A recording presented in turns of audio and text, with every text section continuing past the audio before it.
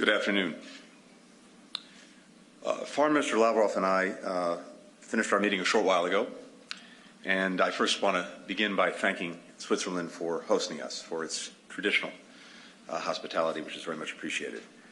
I came to Geneva following up on last week's discussions at the US-Russia Strategic Stability Dialogue, the NATO-Russia Council, and the OSCE on the crisis in Ukraine and broader European security issues. Our objective was to determine whether Russia is prepared to take the diplomatic path and other necessary steps to de-escalate the situation in Ukraine and ultimately to resolve our differences through diplomacy and through dialogue. The discussion today with Minister Lawrow was frank and substantive. I conveyed the position of the United States and our European allies and partners that we stand firmly with Ukraine in support of its sovereignty and territorial integrity. We've been clear. If any Russian military forces move across Ukraine's border, that's a renewed invasion. It will be met with swift, severe, and a united response from the United States and our partners and allies. We also know from experience that Russia has an extensive playbook of aggression short of military action, including cyber attacks, paramilitary tactics, and other means of advancing our interests aggressively without overtly using military action. Those types of Russian aggression will also be met with a decisive, calibrated, and again, united response. That's the clear message coming out of my meetings on Wednesday in Ukraine with President Zelensky, Foreign Minister Kuleba, yesterday in Germany with my counterparts from Germany, the UK, France, and the European Union, and with German Chancellor Scholz.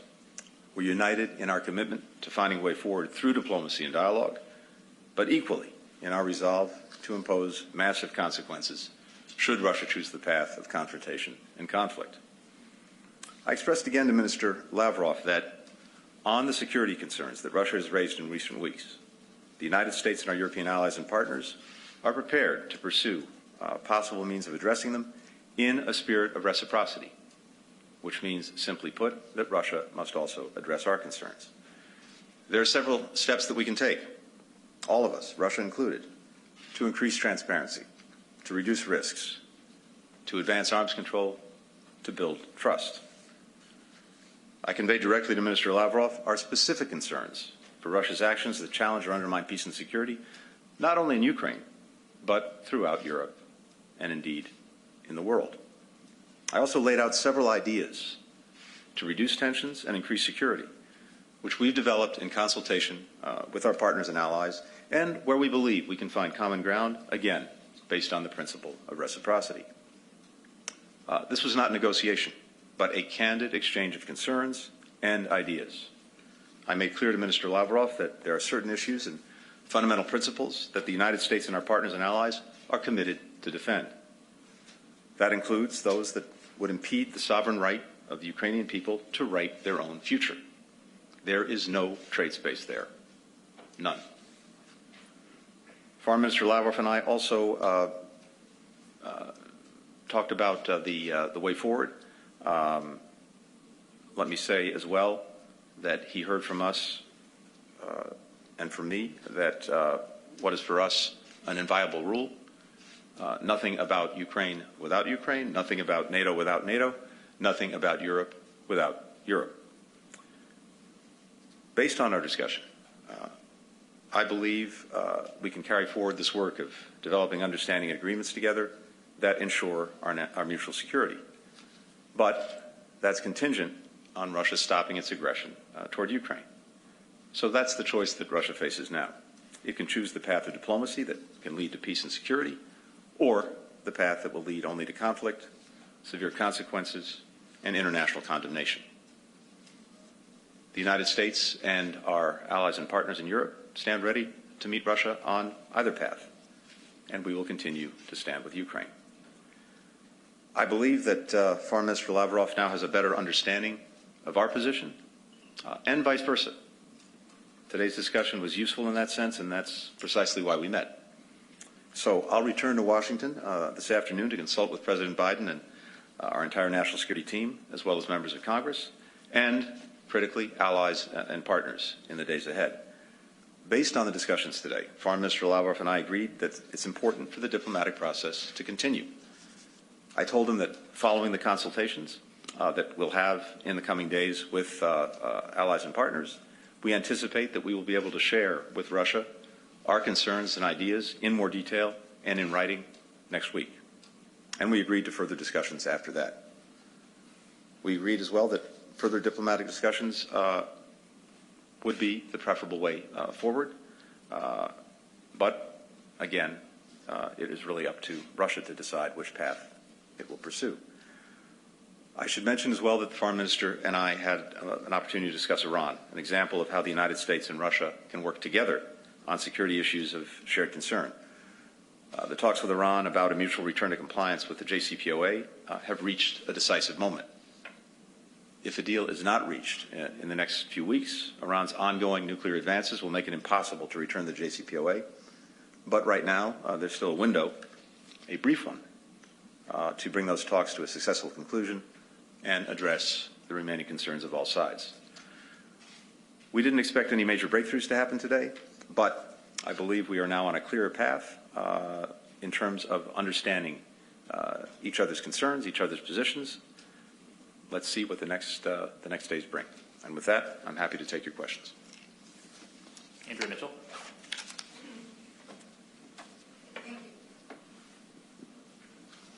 Thank you, Mr. Secretary. Mr. Lawrow has spoken today about hysterical rhetoric, what he calls hysterical rhetoric from the West about an invasion he claims to provoke Ukraine. And President Biden said that with what has happened so far, that he believes that Putin will move in because he's got to do something. So, do you think, as of today, that you have a better understanding from Mr. Lawrow, first of all, of what Putin's intentions are? Do you have any commitment at all that they will stop the aggression that you say is standing in the way of any positive agreement? He says that you are going to present written responses, which you've just confirmed, but he wants them to be to his original proposals, which you and everyone in the administration has said from the beginning are non-starters, proposals to limit NATO expansion. So will your written answers have any different response to him about NATO expansion, which you just said is nothing, is not negotiable? So where do you see a space for any kind of engagement to defuse this crisis? And since you brought up Iran, do you think there is the possibility, after talking to Mr. Lawrow, that you and Russia, the US and Russia, and the other allies, can get Iran agreed to come into compliance, and will the US then agree to lift sanctions, perhaps simultaneously? Thanks very much, Andrea. First, we're not proceeding on the basis of emotion. We're proceeding on the basis of fact and history. The facts are that Russia has amassed very significant forces on Ukraine's border and continues to do so. 100,000 troops, most recently including forces deployed to Belarus. That would give Russia the capacity, if President Putin so chooses, to attack Ukraine from the south, from the east, from the north. And we've seen plans to undertake a variety of destabilizing actions, some of them short of the overt use of force, to destabilize Ukraine, to topple the government, a variety of things. So, as I said, this is not on the basis of emotion, it's on the basis of fact and also history. Russia invaded Ukraine in 2014, seizing Crimea, provoking an ongoing conflict in eastern Ukraine, the Donbass, changing Ukraine's borders by force. That's what we're looking at. We've heard Russian officials say that they have no intention of invading Ukraine. In fact, Minister Lavrov repeated that to me today. But again, we're looking at what is visible to all, and it is deeds and actions, not words, that make the difference. I suggested to Minister Lavrov, as we have repeatedly, that if Russia wants to begin to convince the world that it has no aggressive intent toward Ukraine, a very good place to start would be by de-escalating, by bringing back, removing its forces from Ukraine's borders, as well as engaging in diplomacy and dialogue, which is what we did today and what we plan to continue doing in the days and weeks ahead. We've said all along that we intended not only to respond to the concerns that Russia has raised, but to share our own concerns, which are many, about the actions that Russia takes that we see as a threat to security in Europe and indeed beyond. And so it was important in the course of the conversations that we've had to date, Andrea, both last week at the Strategic Stability Dialogue between the United States and Russia, at the NATO-Russia Council, at the OSCE, to make sure that we fully understood each other's positions, each other's concerns.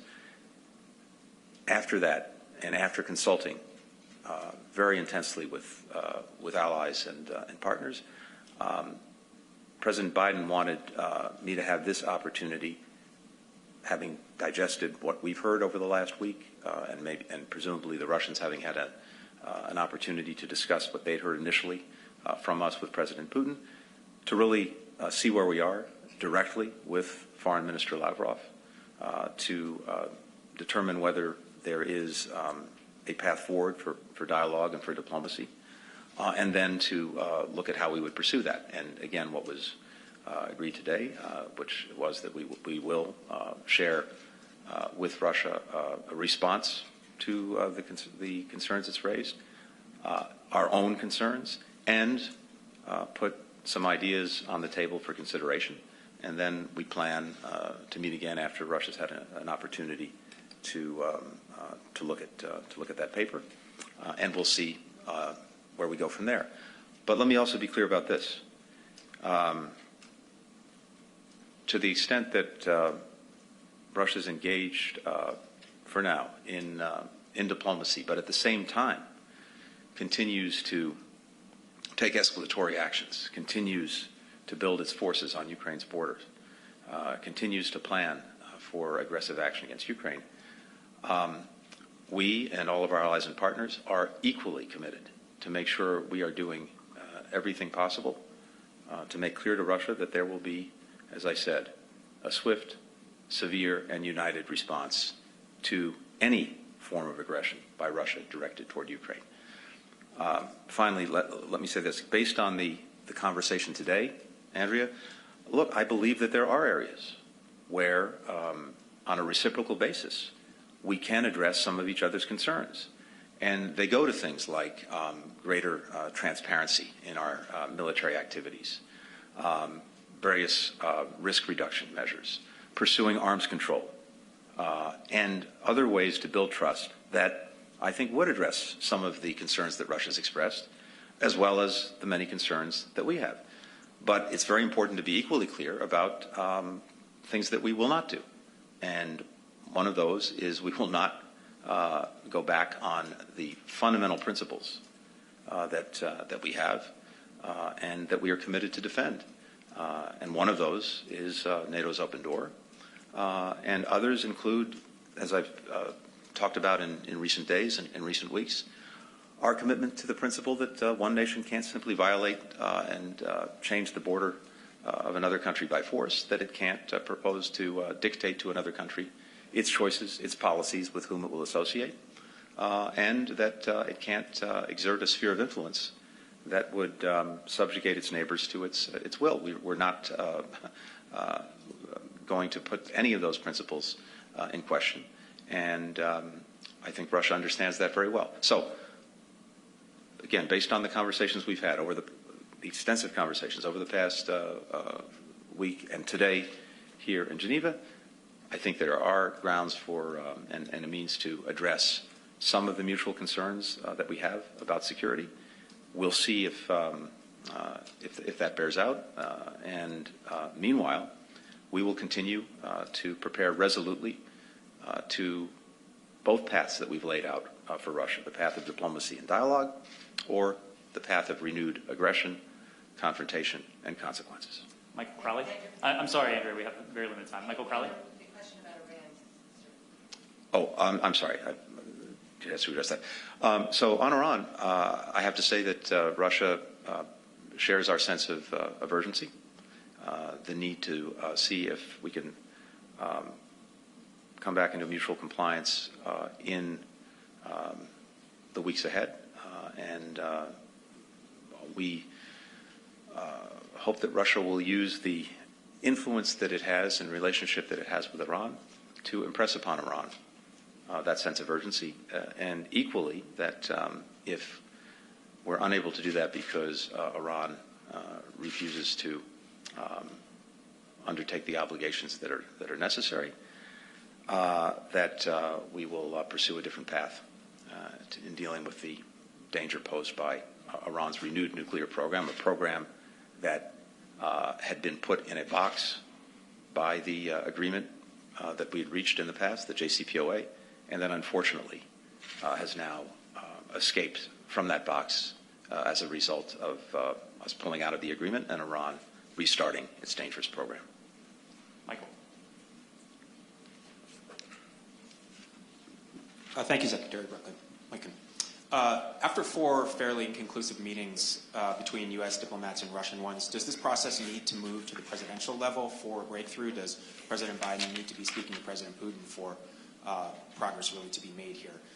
And a second question, if I may. In Berlin, you outlined the stakes of this crisis, including the security, the sanctity of borders and the governing principles of international peace and security. Yet President Biden several weeks ago said that the use of American military force is off the table in this situation. While I'm sure that makes intuitive sense to many Americans for all kinds of reasons, I wonder if you could just explicitly lay out the reasoning why that has been taken off the table. And do you believe the President's statement would still apply even if Russia were to invade Ukraine? Thank you.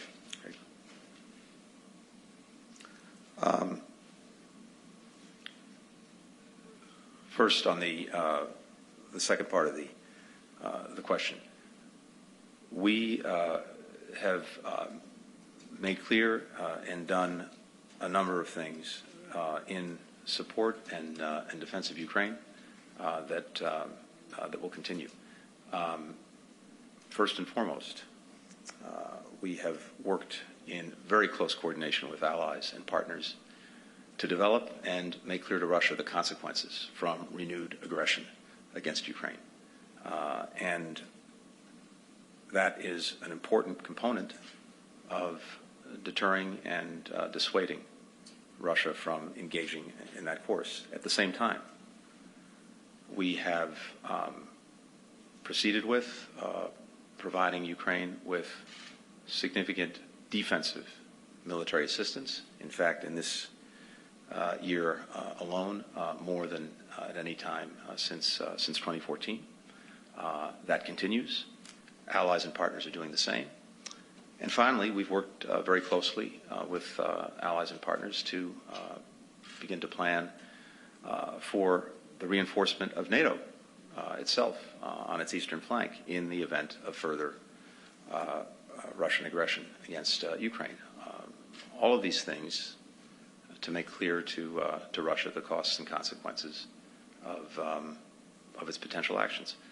We think that's the best and most effective way to convince Russia not to engage in further aggression against Ukraine. Ukraine is a very valued partner of the United States and other countries in Europe as well. But our Article 5 commitment extends to NATO allies, something that we are deeply committed to.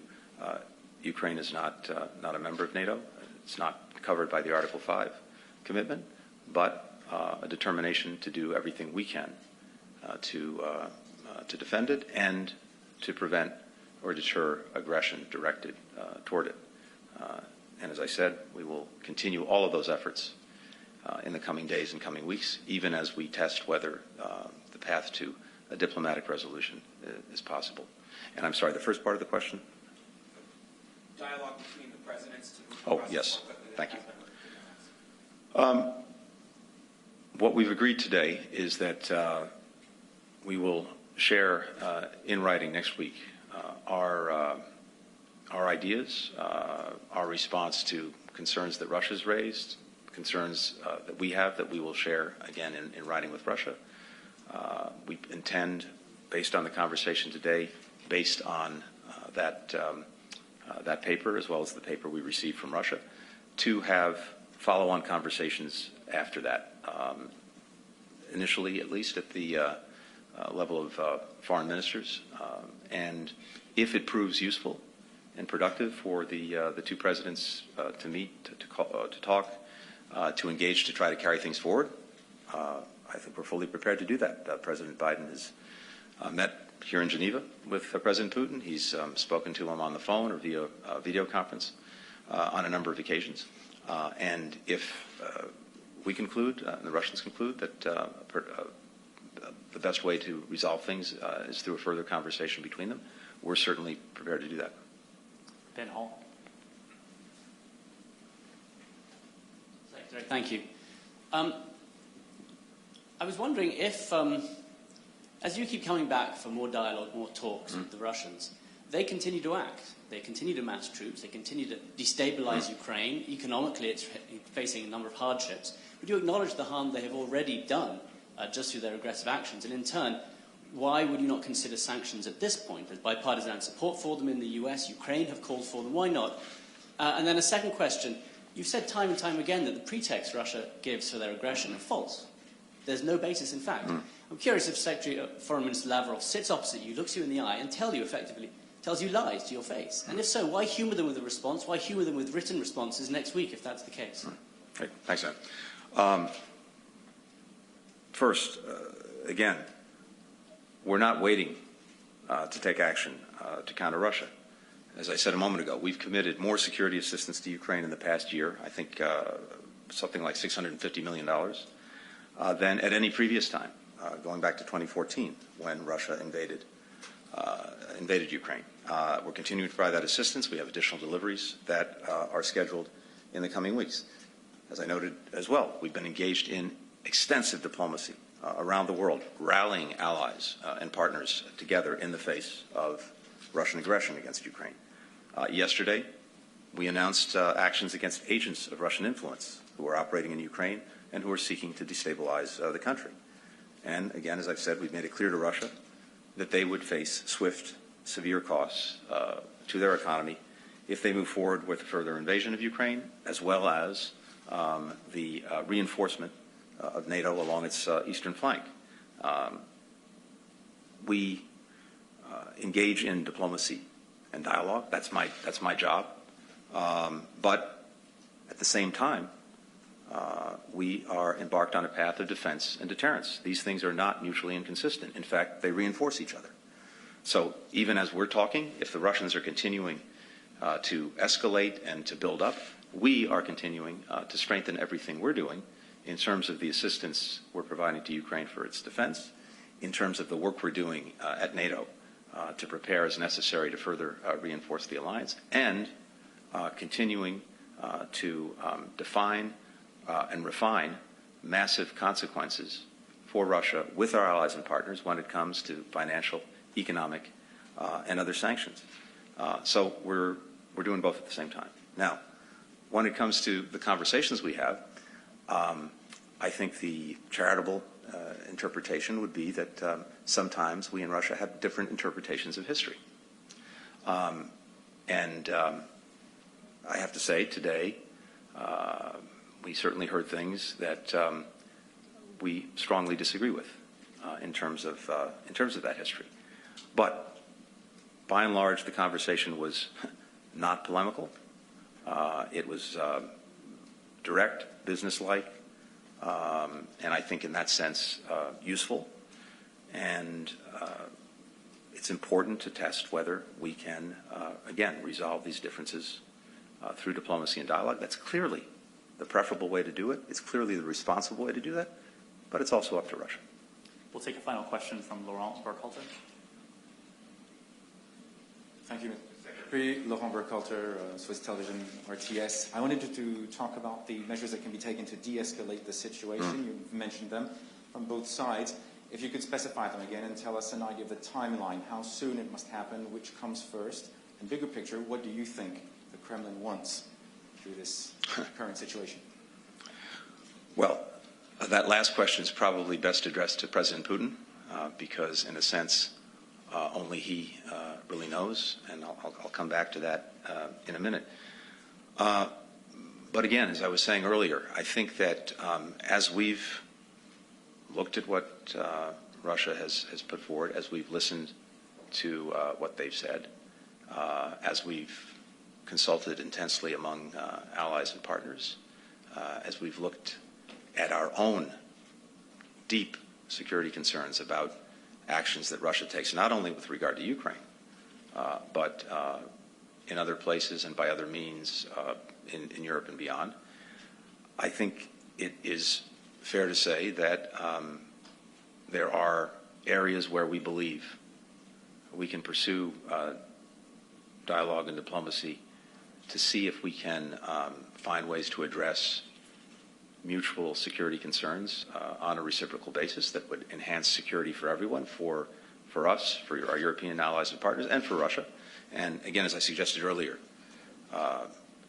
transparency, confidence-building measures, military exercises, arms control agreements. These are all things that we've actually done in the past, and that, if addressed seriously, can, I believe, reduce tensions and address some of the concerns.